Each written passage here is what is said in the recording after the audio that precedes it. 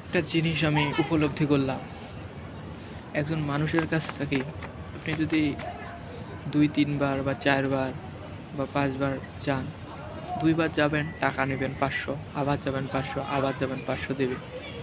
চতুর্থবারের বেলা বলবে এর কি হয়েছে, এত টাকা চায়, মানে বিরক্তি প্রকাশ করবে। কিন্তু আল্লাহ, যিনি আমাকে সৃষ্টি করেছেন আমাদেরকে, তিনি নাকি তার কাছে যদি 1000বারও যান, 1 বার 2 বার 3 বার 4 বার 1000বারও যদি যান, তিনি রাগ করেন না, বরঞ্চ তার কাছে না গেলেই তিনি রাগ করেন।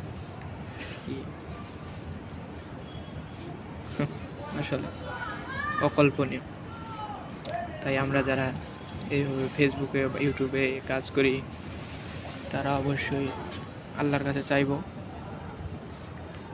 একমাত্র তিনিই দিতে পারেন সব কিছু। সবাই দোয়া করবেন আমার জন্য, আপনাদের জন্য আমি দোয়া